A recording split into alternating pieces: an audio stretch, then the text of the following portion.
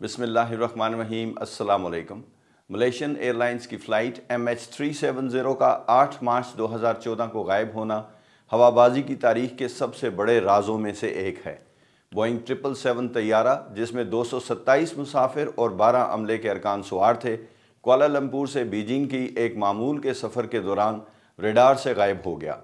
Satellite data से ये ज़ाहिर होता है कि ये जनूबी बहरे हिंद के एक दूर दराज इलाके में तबाह हुआ, लेकिन लाखों डॉलर खर्च करके की जाने वाली वसी तलाश के बावजूद इसका मलबा आज तक नहीं मिला।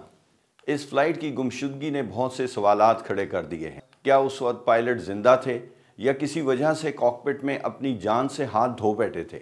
क्या हवाई जहाज़ ऑटो पायलट पर चल रहा था और रेडार की पहुंच से बाहर 6 घंटे तक एक ही सिमत में उड़ता रहा जब तक कि वो क्रैश न कर गया? क्या पायलट ने जानबूझकर फ्लाइट का रूट तब्दील किया ताकि तैयारा इतनी दूर चला जाए जहां ईंधन ख़त्म हो जाए और वो क्रैश कर जाए? क्या पायलट ने जानबूझकर सेकेंडरी सर्वेलेंस रेडार का ट्रांसपॉन्डर और रिसीवर बंद कर दिया ताकि हवाई जहाज़ को ADS-B रेडार पर ट्रैक न किया जा सके? पायलट ने एयर ट्रैफिक कंट्रोल को किसी भी इमरजेंसी के बारे में इतला क्यों न दी?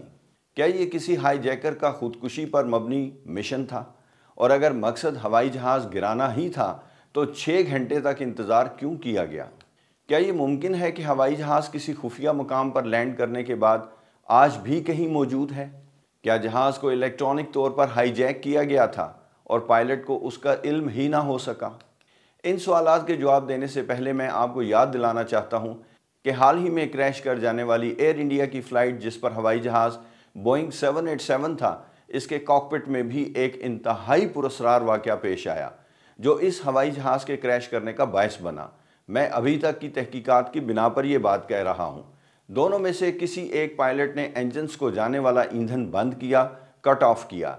जब तक दूसरे पायलट को इसका एहसास हुआ बहुत देर हो चुकी थी और यहाँ से इंजन रीस्टार्ट करके रिकवर करने की कोशिशें नाकाम रहीं। बहुत अहम सवाल ये है कि दोनों में से किस पायलट ने यह ईंधन की सप्लाई कट ऑफ की? मुझे नहीं यकीन कि इस सवाल का जवाब तहकीकात मुकम्मल हो जाने के बाद भी मिलेगा। मलेशियन एयरलाइंस की गुमशुदा फ़्लाइट के कॉकपिट में भी इसी तरह का कोई पुरस्कार वाक़या रूनुमा हुआ। क्या एक पायलट ने दूसरे को बेबस कर दिया था और फिर फ़्लाइट को तबाही की तरफ ले गया?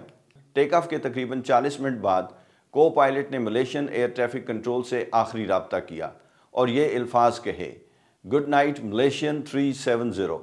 आखिरी राब्ते के 2 मिनट बाद हवाई जहाज़ का ट्रांसपॉन्डर, यानी हवाई जहाज़ से नशर होने वाला वो कोड जो रेडार पर नज़र आता है, बंद कर दिया गया, जिसके बाद वो सिविल रेडार पर नज़र आना बंद हो गया। इसी दौरान एकार्स सिस्टम, जो एयरलाइन को सेटेलाइट के ज़रिए खुदकार मालूमात भेजता है, उसने भी डेटा भेजना बंद कर दिया। मलेशियन फ़ौजी रेडार ने तकरीबन 1 घंटे तक हवाई जहाज़ को ट्रैक किया। जब वो मगरिब की तरफ मुड़ा, माले पेनिनसुला को पार किया और अंडमान समुंदर के ऊपर से गुजरा। इसके बाद हवाई जहाज़ जनूब की तरफ मुड़ गया और उसके बाद तमाम राब्ते ख़त्म हो गए। रेडार से गायब होने के बाद तकरीबन 6 घंटे तक हवाई जहाज़ ने एक इनमारसेट सेटेलाइट को खुदकार सिग्नल्स या हैंडशेक सिग्नल्स भेजते रहे।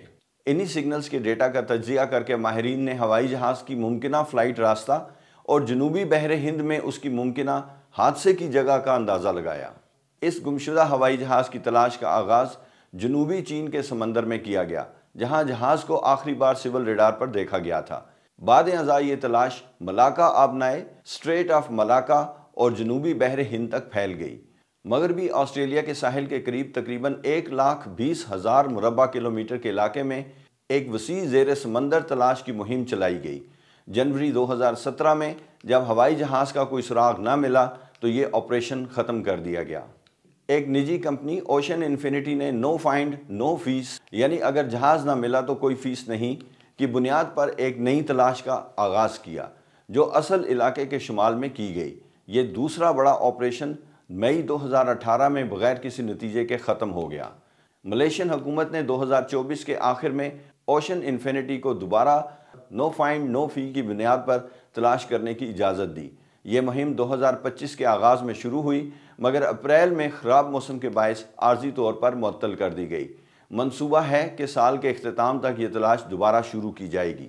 अगरचे हवाई जहाज़ का मेन मलबा आज तक नहीं मिला, मगर बहर हिंद के मगरबी साहिलों اور مختلف جزیروں پر فلائٹ MH370 سے منسلک یا مشتبہ سمندری ملبہ ملا ہے۔ 2015 میں اس ہوائی جہاز کے فلیپس کا ایک حصہ ریونین آئی لینڈ کے قریب ملا، جسے بعد میں تصدیق کے بعد MH370 کا حصہ قرار دے دیا گیا۔ 2016 میں ہاریزنٹل سٹیبلائزر کا ایک ٹکڑا موزمبیق کے قریب اور ایک ونگ فلیپ تنزانیہ میں دریافت ہوا۔ اگلے چند برسوں میں 30 سے زائد ایسے ملبے کے ٹکڑے مختلف مقامات سے ملے جو سمندری لہروں کے بہاؤ کے لحاظ سے ممکنہ طور پر MH370 کے راستے سے مطابقت رکھتے تھے۔ اب میں اپنے 30 سالہ ایئر ٹریفک کنٹرول کے تجربے کی بنیاد پر اس پوری صورتحال کا تجزیہ پیش کرنا چاہتا ہوں۔ میں نے اپنے کیریئر میں اس نوعیت کی ہزاروں کمرشل فلائٹس کو مانیٹر اور ہینڈل کیا ہے، مگر میں نے آج تک ایسا کوئی کمرشل ہوائی جہاز نہیں دیکھا جو اپنے روٹ سے ہٹ کر پائلٹ کی مرضی کے بغیر پرواز کرے، اور وہ بھی اس طرح کہ پائلٹ کو اس کا احساس تک نہ ہو۔ میں نے اپنی پوری سروس میں ایسا کوئی واقعہ نہیں دیکھا کہ کسی کمرشل فلائٹ کا کمیونیکیشن فیلئر ہو جائے، یعنی ایئر ٹریفک کنٹرول کے ساتھ اس کا وائرلیس پر مکمل رابطہ ختم ہو جائے اور پائلٹ اپنی کسی بھی ایمرجنسی کی اطلاع ایئر ٹریفک کنٹرول کو نہ دے سکے۔ جہاز کے اندر ہمیشہ متعدد کمیونیکیشن ذرائع موجود ہوتے ہیں جن میں ڈیٹا اور وائس دونوں کے لنکس شامل ہیں۔ اسی طرح میں نے آج تک کسی پائلٹ کو سیکنڈری سرویلنس ریڈار کا ٹرانسپانڈر بند کرتے ہوئے نہیں دیکھا، اور نہ ہی کسی پائلٹ کو ADS-B کا ریسیور بند کرتے ہوئے دیکھا ہے۔ یہ دونوں آلات خود بخود بند نہیں ہوتے، یعنی ان کے آف ہونے کا مطلب یہ ہے کہ انہیں جان بوجھ کر بند کیا گیا۔ تاہم ہوائی جہاز میں ایک سسٹم ایسا موجود تھا جو بند نہیں کیا گیا، اور وہ تھا سیٹلائٹ ڈیٹا یونٹ SDU۔ یہی وہ یونٹ ہے جس کے ذریعے ہوائی جہاز کے سیٹلائٹ پنگز موصول ہوتے رہے۔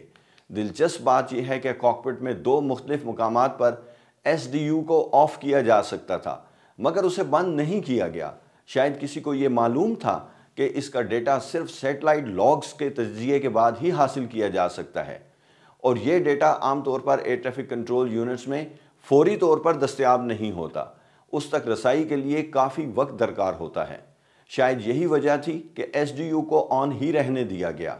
بعد میں انمار سیٹ کے ڈیٹا کے تجزیے کے بعد پتہ چلا کہ جہاز 6 گھنٹے تک سمندر میں ایک ہی سمت میں پرواز کرتا رہا، حتیٰ کہ ایندھن ختم ہونے پر کریش کر گیا۔ اس کے بعد سیٹلائٹ پنگز کا بند ہو جانا اس بات کی تصدیق کرتا ہے کہ جہاز کا انجن مکمل طور پر بند ہو چکا تھا۔ ممکن ہے اس وقت تک ہوائی جہاز میں موجود دونوں پائلٹس یا تو فوت ہو چکے تھے یا جان بوجھ کر خودکشی کے لیے ہوائی جہاز کو آٹو پائلٹ پر سیٹ کر کے خاموش ہو کر بیٹھ گئے تھے۔ اب تک دستیاب تمام شواہد پائلٹ کی شمولیت کی طرف اشارہ کرتے ہیں، کیونکہ اس واقعے میں کئی ایسے اقتدامات کیے گئے جو بغیر پائلٹ کی مداخلت کے ممکن نہیں تھے۔ ہائی جیکنگ کے امکانات کو میں مسترد کرتا ہوں، کیونکہ اس واقعے میں کسی قسم کی ڈیمانڈ یا مذاکرات سامنے نہیں آئے، اور اگر مقصد صرف جہاز گرانا ہوتا تو 6 گھنٹے انتظار کرنا منطقی نہیں لگتا۔ بوئنگ کمپنی نے بھی اس امکان کو رد کیا کہ یہ ہوائی جہاز الیکٹرانک طور پر ہائی جیک کیا جا سکتا تھا۔ جہاں تک یہ خیال ہے کہ شاید ہوائی جہاز کسی خفیہ جگہ پر لینڈ کر کے آج بھی موجود ہے اور مسافر زندہ ہیں، تو یہ امکان اس وقت ختم ہو گیا جب ملیشین ایئر لائنز کی فلائٹ MH370 کے ملبے کے ٹکڑے بحر ہند کے مغربی ساحلوں پر ملے۔ ان ٹکڑوں کی تصدیق کے بعد یہ واضح ہو گیا کہ ہوائی جہاز سمندر میں ہی گر کر تباہ ہوا۔ یہ ملبہ بعد میں ملیشین ایئر لائنز کے حوالے کر دیا گیا۔ یہاں میں ایئر ٹریفک کنٹرول کی ایک بڑی غفلت کی نشاندہی کرنا چاہتا ہوں۔ ریکارڈ کے مطابق ہوائی جہاز کے ریڈار سے غائب ہو جانے کے بعد 4 گھنٹے تک کسی بھی متبادل ذرائع سے رابطہ کرنے یا سرچ اینڈ ریسکیو آپریشن شروع کرنے کی کوشش نہیں کی گئی۔